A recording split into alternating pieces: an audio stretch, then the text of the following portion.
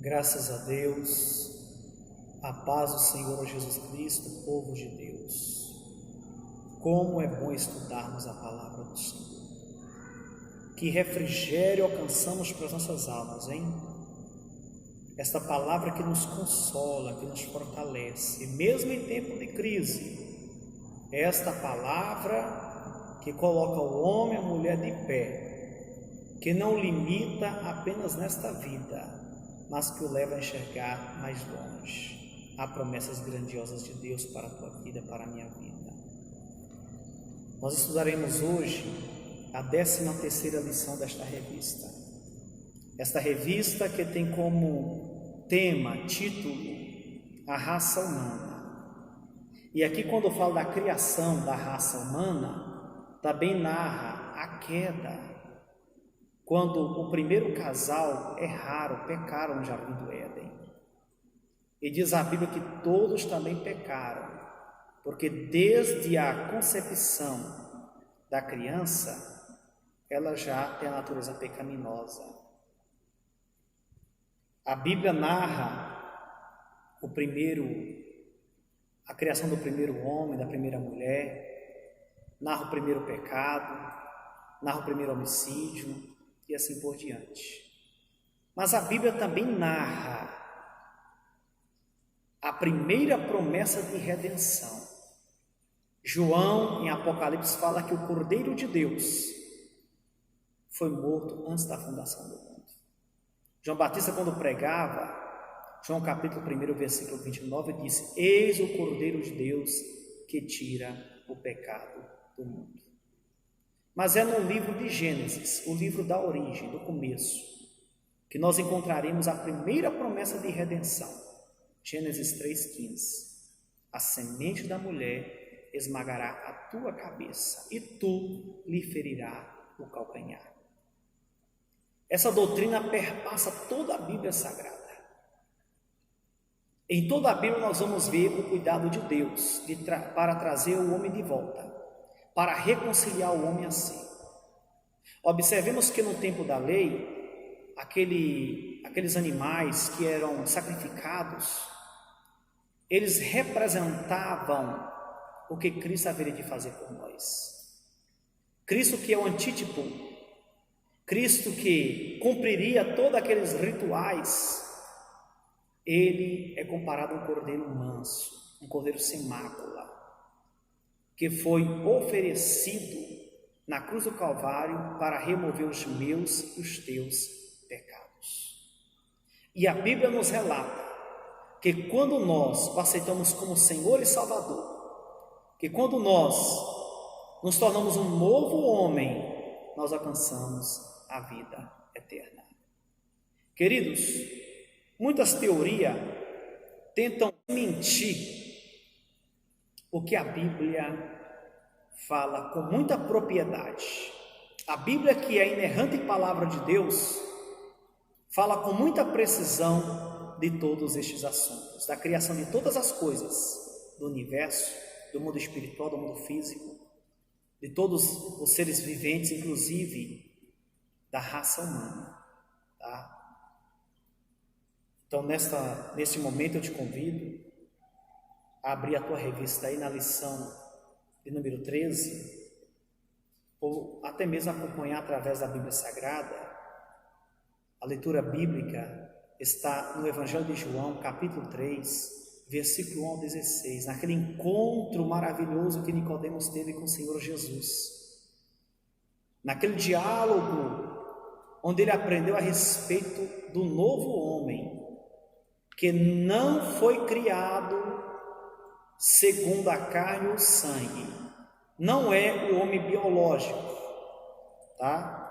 A Bíblia narra a respeito do novo homem criado segundo Deus. O novo homem criado para viver inteiramente para Deus é o homem espiritual, que nasce da água e nasce do Espírito. O nascer da água, Efésios 5,26, nos relata que é o nascer da palavra. São aqueles que deram crédito à pregação, à palavra do Senhor, Em Romanos capítulo 10, versículo 17, a fé vem pelo ouvir a palavra de Deus. Como diz o apóstolo Paulo no capítulo 1 de Romanos, aqueles que são justificados pelo poder do Evangelho. O nascer do Espírito, Tito 3,5, fala do lavar regenerador do Espírito Santo na vida do homem e da mulher. É o Espírito Santo, relata João no capítulo 16, versículo 8 a seguir, que convence o homem do pecado, da incredulidade, da justiça e do juízo.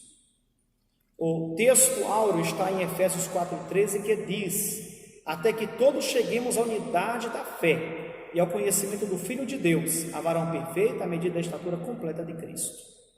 O novo homem em Jesus Cristo. Só é possível ser novo homem através da obra redentora de Cristo. Paulo, em 2 Coríntios 5,17, diz: se alguém está em Cristo, nova criatura é. As coisas velhas já se passaram e eis que tudo se fez novo. Queridos, quando fala a respeito do novo homem, o apóstolo Paulo, no capítulo 4, versículo 13 de Efésios, ele vai falar a respeito da unidade. O novo homem está unido. A igreja de Cristo, ou o corpo de Cristo, ou o povo de Deus, são ou é indivisível.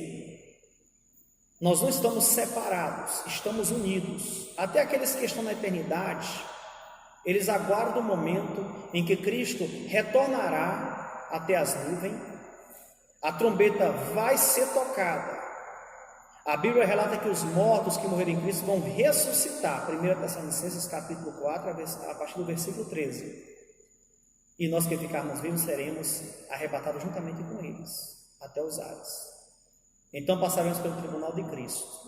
E todos os que estão mortos, o corpo está na terra, mas a sua alma e seu espírito, que são indivisíveis, estão na eternidade. E os que forem arrebatados com eles serão unidos no tribunal de Cristo, para depois então passar para as bodas do Cordeiro. Então o novo homem está unido, é a unidade da fé. Esta fé professa um único Deus, professa um único Senhor, professa um único Espírito vivente, atuante na igreja, professa um único batismo, professa uma única esperança. Ao conhecimento do Filho de Deus.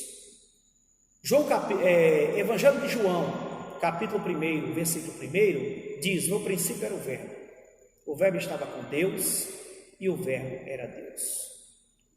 Observe que conhecer o Filho de Deus é saber que Ele é o próprio Deus, mas o próprio Deus, a Bíblia relata que Ele se humanizou.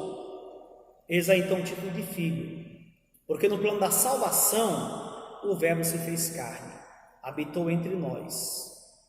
Ele foi concebido pelo Espírito Santo, Mateus capítulo 1. De forma que o homem que era perfeito antes do pecado, Jesus também foi criado perfeito, sem pecado. Porém o homem pecou, tornando-se imperfeito. E também todos pecaram, relata a palavra do Senhor, Romanos 3, 23. Mas Jesus foi concebido sem pecado, e a Bíblia relata que ele não pecou. Ele cumpriu toda a justiça divina, e foi mediante a sua obra redentora, consumada na cruz do Calvário, onde ele exclamou: está consumado. É que eu e você temos a oportunidade de nos achegarmos a Deus, relata o escritor aos Hebreus. Nós temos esse privilégio de trilhar um novo caminho consagrado e chegarmos perto do Pai. Jesus disse: eu sou o caminho, a verdade e a vida, ninguém vai ao Pai senão por mim. João 14, 6. Então temos que conhecer que Ele é o Verbo que se humanizou. Humanizou para quê, pastor? Para que nós pudéssemos voltar a Deus, para que pudéssemos refazer o nosso caminho, voltar aos trilhos da verdade, somente através de Jesus. Conhecer que a sua morte Não foi porque ele era culpado. Aquela morte humilhante foi para conceder a mim e a você a oportunidade de vida eterna. Os apóstolos, com muita ênfase, falam a respeito de sua morte vicária, de sua ressurreição, e que a sua morte tornou-se causa de grande redenção, que é o último assunto a ser tratado nesta revista que trataremos hoje. Quando há um encontro com Nicodemos, Jesus fala a respeito deste assunto, que é a regeneração, o novo nascimento. Vamos então ainda para a outra parte deste versículo que fala a varão perfeito. Podemos novamente ser perfeitos. Perfeitos não segundo o padrão estabelecido pelo mundo. Perfeição que não acontece de fora para dentro. Perfeição que só é possível mediante o grande amor de Deus, mediante a obra redentora de Cristo, mediante o trabalho do Espírito Santo, por meio da palavra, por meio do querer, da vontade humana, renunciando à sua natureza pecaminosa, renunciando aos seus desejos, renunciando às ofertas que o inimigo tem para ele e para ela. Então é possível sermos varão perfeito. O próprio Paulo disse: sede meus imitadores como eu sou de Cristo. A Bíblia relata isso em 1 Coríntios 11, versículo 1. E em 1 Coríntios 13, a Bíblia relata que quando se manifestar aquele que é perfeito, quem é ele? Jesus Cristo. Então veremos. Então vai ser no momento da glorificação que seremos perfeitos como ele. Relata a Bíblia em 2 Coríntios 3, 18, sendo transformado de glória em glória, a mesma imagem do Senhor. É a parte final aqui deste versículo, quando fala a medida da estatura completa de Cristo. Quando o apóstolo Paulo escreve em uma de suas cartas, ele fala que haja em vós os mesmos sentimentos que houve em Cristo Jesus. A mudança é dentro, ela vai se externar, ela vai fluir no seu comportamento diário. As pessoas hão de ver que você é diferente. O primeiro tópico dessa lição fala a respeito do novo nascimento. O novo nascimento, segundo eu falei, que é operado por Deus mediante a obra de Cristo, não é através do nascimento biológico, é tanto que fala nem carne nem sangue. Paulo relata que nem carne nem sangue hão de herdar o reino de Deus, porque até o nosso corpo mortal, corruptível, vai ser envolvido pela incorruptibilidade. 1 Coríntios capítulo 15. Então, esse nascimento ele é espiritual, tá? No primeiro subtópico, nascido não do sangue nem da carne. Segundo subtópico, nascido de Deus. É uma obra grandiosa manifestada pelo Espírito Santo, convencendo o homem, levando o homem a ter mudança, levando o homem a se aproximar cada vez mais de Deus. Nascido da água. É através do batismo, pastor? O batismo salva? Não, o batismo não salva. O batismo é apenas a confirmação ou o ritual, a cerimônia daquilo que já foi realizado por meio da palavra de Deus e por meio do Espírito Santo, através da obra redentora de Cristo Jesus. E por que então ser batizado? O nascimento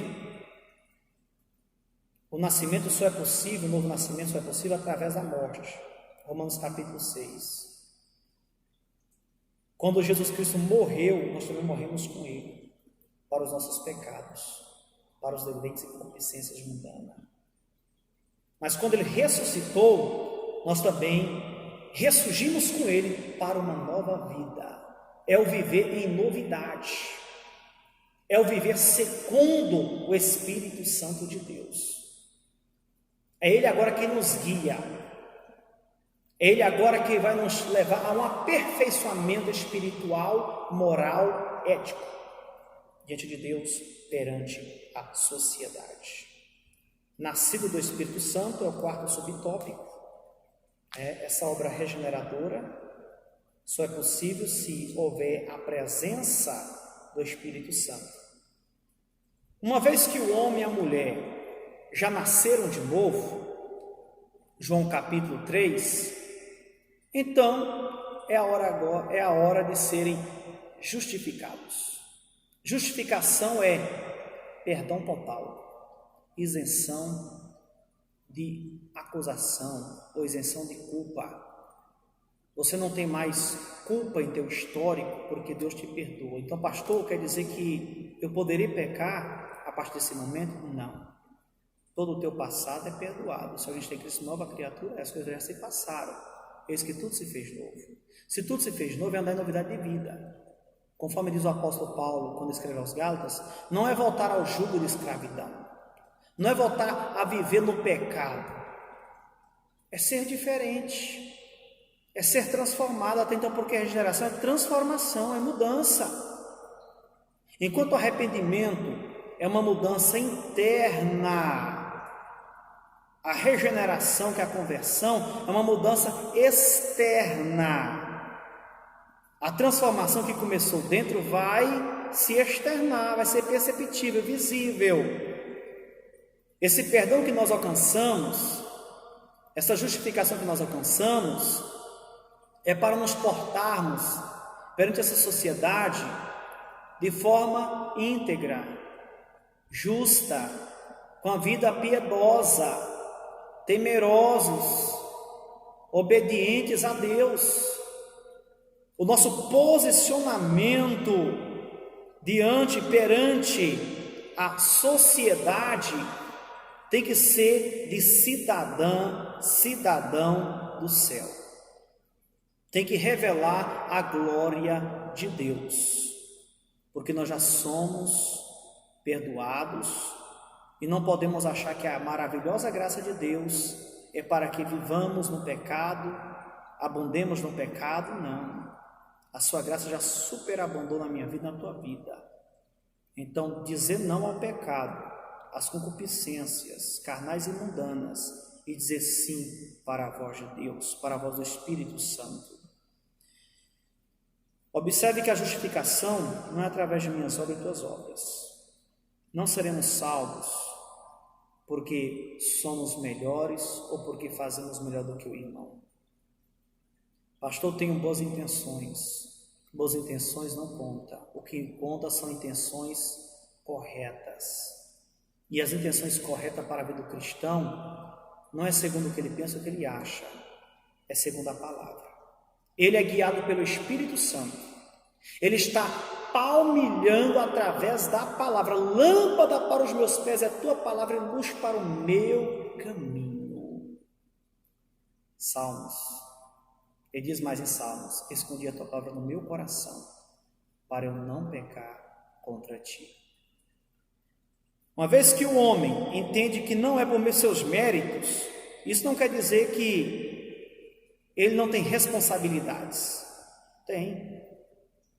A obra redentora de Cristo nos fez ainda mais responsáveis, entendedores de nossa responsabilidade para agradar a Deus e para nos portarmos irrepreensivelmente diante desta sociedade. Em terceiro lugar, é a doutrina da santificação. Muitos não compreendem o que é ser santo. Ser santo é ser separado. Santificação é a continuação desse processo. Não é apenas um processo, não é apenas uma obra, instantânea. Ela acontece naquele momento, ser santo, mas também tem que ser levado com muita seriedade, com muita responsabilidade. Ela é gradativa. É aí onde entra o comportamento do cristão, todos os dias perante Deus, perante a sociedade, uma vida totalmente de abnegação, de renúncia ao seu querer, de subordinação à vontade de Cristo. Ele entende que a sua vida é propriedade peculiar, exclusiva de Deus. Quando lemos Hebreus capítulo 12, versículo 14, o escritor diz: segui a paz com todos e a santificação, sem a qual ninguém verá o Senhor. Este assunto é de grande relevância, de uma envergadura enorme. Nós não podemos ignorar isso, não. Efésios capítulo 2, nós vivíamos segundo o curso desse mundo. Nós éramos ignorantes. Eram as potestades, os principados das trevas que nos governavam. Éramos escravos. Mas fomos libertados, transformados, para não voltar a viver como vivíamos antes. Agora, o nosso viver é diferente. A nossa mente é a mente de Cristo, 1 Coríntios capítulo 2, 16. A nossa mente agora é cativada pelo Evangelho, cativada pelo amor de Deus, para o obedecer, para o servir. Forçadamente, pastor? Não. Todos aqueles que já nasceram de novo, já foram perdoados, eles entendem a importância de manter essa comunhão com Deus, porque o ama, porque querem estar sempre, eternamente com Ele. O quarto assunto, que é a glorificação, é um estágio que começa aqui na terra. A sua presença está na minha vida, na tua vida. A Bíblia nos fala em Efésios que Deus nos deu uma garantia da vida eterna, uma garantia de filiação, uma garantia que um dia adentraremos ao seu reino, e essa garantia é a própria presença do Espírito Santo. Então aqui na terra nós somos transformados. Quando chegarmos na glória, aí haverá a completude. Aí seremos melhorados mais ainda, aperfeiçoados mais ainda, até chegarmos à estatura de Cristo Jesus. Que Deus te abençoe em Cristo Jesus.